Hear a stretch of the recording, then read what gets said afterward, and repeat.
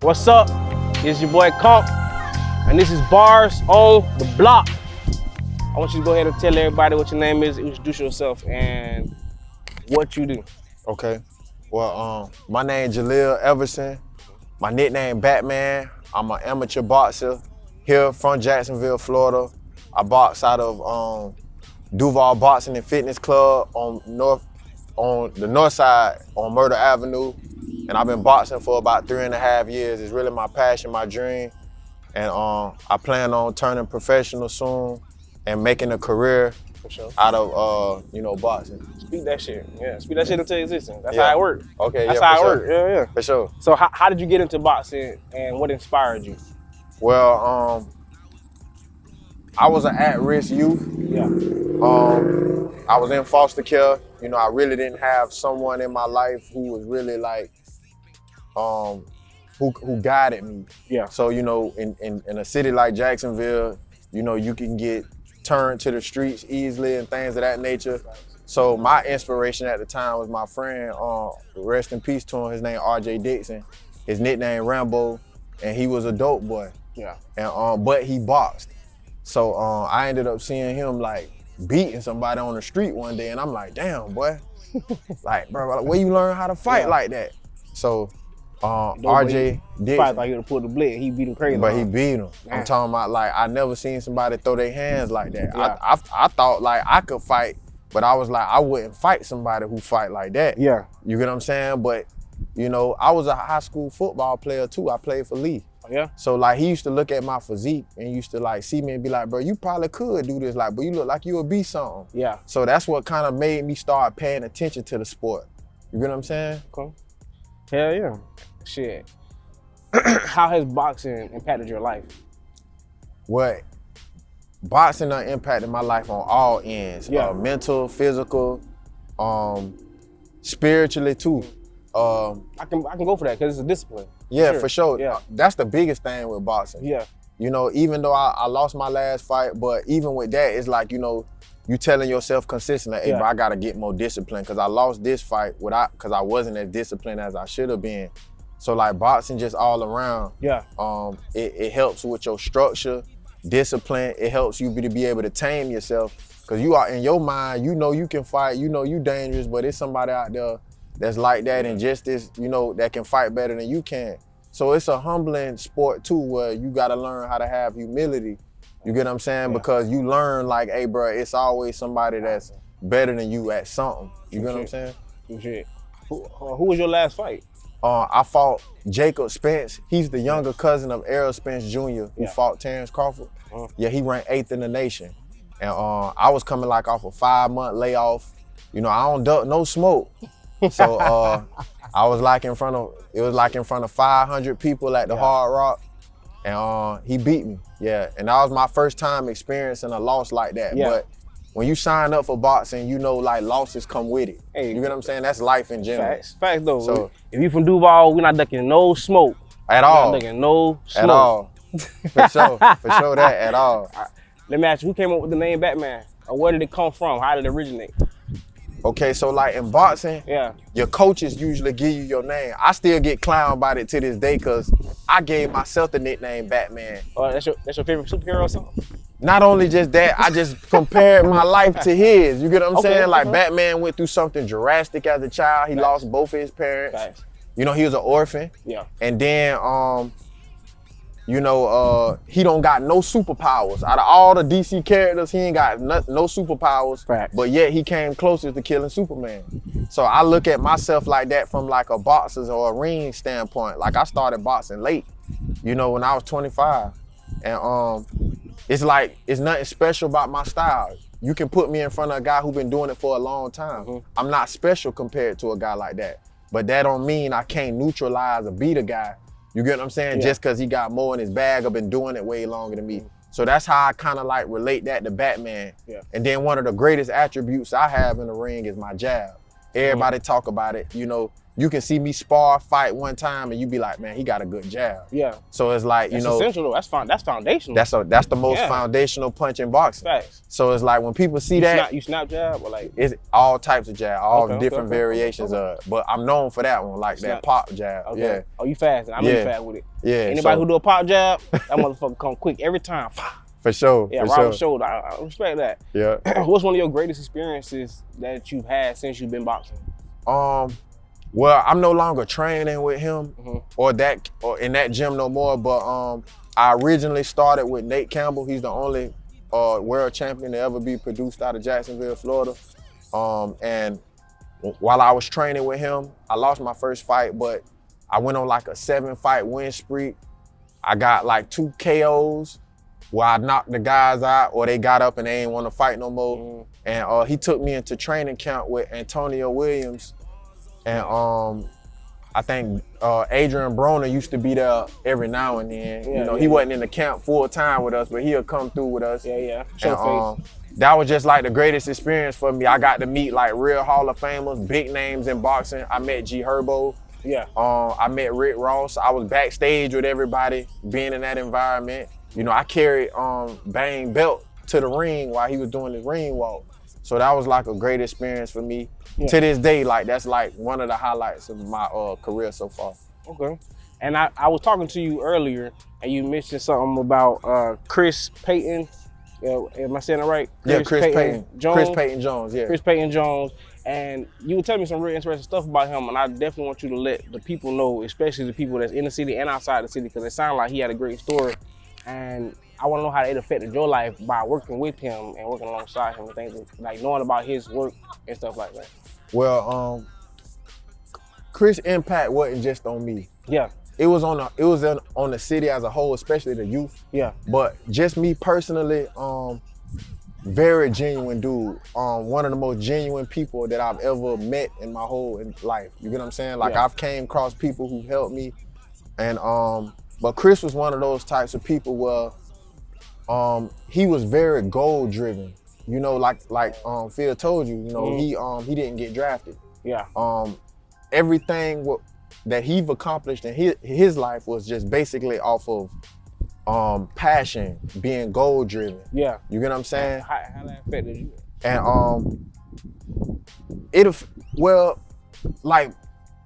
some way, somehow, like you got that positive and that negative on that battery. For sure. It was like a yin and a yang with Chris. Yeah. Chris seen what he had in him and me. And then like I say, it's a small market in Jacksonville with boxing. Yeah. So it's like he seen that, he like, dang man, like you really passionate about this boxing stuff. Once he seen all my belts and he took pictures and stuff for me. And man, he ain't charged me no money for the content he did for me. He just used to come to these events, 2-3 hour drives, 4-5 hour drives. No, bro, I don't want no money, bro. I'm just here, out of love. And you don't meet and like I say, it was just out of love and admiration. Like this guy really like pushing and he chasing his dream. Yeah. And that's who Chris was. That's why he accomplished what he accomplished, 5 years in the league, 3 years in the XFL, UFL. Yeah. And you don't get too many people like that. Passion run deep for a lot of shit, and a lot of people don't understand like other people's passions. But when somebody else see a passion that burn in them, and you, I can only imagine like how that feeling got to be invigorating. You know what I'm saying? It give me the goosebumps when I see somebody like who just like, oh, I'm finna do this or I'm finna do that. And I done heard Sugar Ray Leonard talk about it where like it's a blue flame that dwell in every man's heart, but not every man, has the drive and the ambition to ignite it. You get what I'm saying? So when you see that in somebody, it's like it's contagious. You get what I'm saying? I gotta remember that quote because that's my favorite boxer, Sugar Ray. Yeah, Sugar Ray Leonard. Yeah, gas. So how is the small market, or excuse me, how is the boxing market in Jacksonville? I know it's not a big market, but how is it, and what do you think could be done to make it a bigger or better market for people coming out of Jacksonville or the surrounding areas for boxing? Well, for industry. Okay, and I love that question because Duval County itself is like, it's real street. It's a real street mentality, gangster mentality. Jacksonville is really based off of street code and ethics when you look at our community. But you know, every now and again, you got a handful of brothers and people, you know, who step outside of that and who look at different things, or you know, who get interest in different stuff. And being a boxer from Jacksonville, you know, everybody want to be tough guy, but it's like you being a fighter, you know, you got to be humble. You know, you gotta, you know, you can let your ball drop, but you know, you walk around, you know, humble. You're a humble beast. So I think at times it can intimidate dudes, and then for some people, people will embrace you. Yeah. You know, even with women will look at you a little different. You get what I'm saying? People will admire it. It's like a love or hate thing. One thing I be realizing about boxers too though, like I feel like y'all be getting into a lot of dilemmas, and I be feeling like people be trying to pressure y'all to like want y'all to put y'all hands on them, knowing that y'all really can't do that, because if y'all put your hands on that, then y'all wrong. You feel what I'm saying? Regardless. And I'm like, damn, like that's a dilemma to have to live in, especially in like certain economies, I'm gonna say certain like areas, demographics. It's like, damn, because like you said, it's gangster. People want to try you, but it's like, damn, my hands, like, they kind of tired though. So like, do you deal with like any of those like dilemmas or problems like that? All the time, bro. Yeah. And like I'm at a point now in my life where it's like, I just like to avoid that. Yeah. As a whole. Yeah. You get what I'm saying? Like Jacksonville, like we one of them areas, we really like uppity compared to a lot of cities in Florida. We think we better than everybody. You get what I'm saying? With the shiesty shit. Yeah. Yeah. But it's like you just gotta, you know, just try to avoid conflict, you know, and just push love and just push, you know, good energy out to everybody. You get what I'm saying? Because, you know, everybody ain't like that, you know, far as like confrontational and stuff. And then like when you a boxer and when you like in a gym, it's so diverse is what I mean to say. You will meet people from all different walks of life, and everybody in the gym for their own reason. Sure. You get what I'm saying? For sure. So it's like you just learn to accept people from different backgrounds and to just, you know, try to avoid conflict as much as you can. Yeah. That shit, it's not always easy, but that's definitely the best route to go. For sure. And so from hearing you talk, you've been in a room with a lot of big name people, and you've been around a lot of different personalities. What do you believe is the difference between a good fighter and a great fighter? That's really the ultimate question. To be honest, like a good fighter has skill. You get what I'm saying? A good fighter has a lot of skill. Yeah. But a great fighter has the ability to adapt. You get what I'm saying? Because I have a friend, Kason Wakely, shout out to Trainwreck. That's like my brother. Yeah. He a pro now. He 2-0 as a pro, and but he was ranked 7th in the nation as an amateur. We used to be main sparring partners. Yeah. And you know, I told him after a fight, I was like, bro, you know, we know you can bang, but it's like you're eventually gonna get in the ring with somebody who can take away what you do great. So it's like what you do when someone takes away what you do great in the ring. When you practice, you get good at it. You get great at it. Right. But it's always gonna be somebody that either more skilled than you, hungrier than you, stronger than you, something. And it's like what you do when they take away what you do great, you have to adapt. And that's what makes a great fighter a great fighter. You get what I'm saying? Yeah, I like that. So my favorite number is 11, right? Okay. And I use it on my brand. And I tell everybody it's 11 because what's better than being number one twice? Right. You feel me? I like that. Bruce Lee said, if you train and do 10,000 kicks one time, you know a lot of kicks. But if you do one kick 10,000 times, that'll make you dangerous. You know what I'm saying? So at that point, you might become great by doing this. But like you said, if somebody shut down that avenue that you were great in, can you still be great? You feel what I'm saying? Yeah. Can you still be number one? You know what I'm saying? You become champion. Can you maintain that championship? Can you be number one 2 times? Can you maintain that? And I feel like that's a hard thing to try to do. It is. And I like that you separated that from being good and being great, though. Yeah. That's literally how I literally dictated in my mind when I think of that. So hell yeah. So bro, you gotta be tough as a fighter. Anybody, even if a guy 0-15 and he done got knocked out 6 times, he tough cause he'll get in the ring. You get what I'm saying? Yeah. Everybody don't got the heart to get in the ring or get knocked out or beat in front of their people. That still require heart. That's why a lot of guys don't fight. That's why a lot of guys pull guns. So even a guy like that doesn't got wins or he don't got a good record or he still got skill and he still got the heart, to get in the ring. So that separate him from the vast majority anyways. Facts. So you still gotta respect dudes like that. And then you still gotta, like, it was this one fight I fought, his name Daniel Galton. I knew I was better than him after the first round. But he hit me, and I felt like something was leaking in my ear. He hit me so hard. And then it made me respect him in the fight though. Like, I ain't finna get touched with that again. So, and I think he lost like his next 6 fights, but I used to be telling people, I sit and watch his fights because I know how hard he can punch. Yeah. And I just be like, listen, don't sleep on this dude just because he 0 or he 1-7. Yeah. This guy got, you get what I'm saying? If your coach allowing you to compete, it's something that you do in the ring that say your coach, you gonna fight this tournament, Yeah, but you know what? I think fighting is the most foundational way maybe men build respect. Cause I never seen 2 dudes get in a fight. And then it don't be a mutual respect or understanding after it happened. You know what I'm saying? So it's something that's real, what's the word I'm looking for other than foundational? It's very, not ancient, but it's something that go back. It gotta be within us, you know what I'm saying? I feel like as men, we gotta do better with that as a whole. You get what I'm saying? Women will get out here pretty and all, and will scar each other up, flip each other, titties out. You get what I'm saying? Women to do that. But it's like, men, it's like we be on some like, oh nah, bro, I ain't finna get straight up, bro. I ain't on that.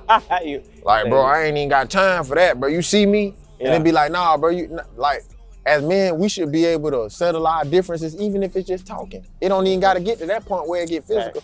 But, and I think it'll be a lot more children being raised by their fathers. You get what I'm saying? And people embracing each other and loving each other if guys could embrace after disagreement or, or something like that. For sure. Well, Batman, I want you to tell everybody, you know what I'm saying, what your social medias is, how they can find you, you know what I'm saying, what your story look like, and where you taking everything to as far as your boxing career and where it's headed. Okay. Well, my name, like I told y'all, my name is Jaleel Everson. You can find me on Instagram at I am Jaleel Will. I'm still currently an amateur right now. I'm 10-5 with 2 knockouts. My pro debut is August 8th in Ocala, Florida. Shout out to Wake Up and Dream Promotions. I'm gonna take my career to the next level with that. Fortunately for me, I'm one of them hard-working guys. You get what I'm saying? So I got more experience than what my records say. For sure. But my Facebook is Jaleel Will, Jaleel, and then Will, Will. Sure. And my goal, and like you said earlier, speaking into existence, is be the first champion from my generation from the city of Jacksonville. I don't want to box out of nowhere else. I'm coming back home this summer. Yeah. Right up the street at Duval Boxing. Yeah. And that's my dream. And really to just have an impact on the youth and let them know that it's more than being a dope boy, more than being a rapper, more than being a street dude, more than being a football player. Right. It's other avenues. Like I said, I started boxing when I was 25. So that's another thing that I want to let the youth know. Yeah. And even guys that are older in their 20s. You get what I'm saying? Like, hey, it's still other avenues. Boxing, promoting, being a fighter, or creating your own brand in the sport, whatever. But it's 1,000 ways out here to be great. You get what I'm saying? More than that, to be honest. It's a million ways out here to be great. But for sure. Yeah, man. We appreciate having you, man. I appreciate you for this, bro. For real. Yeah, for sure.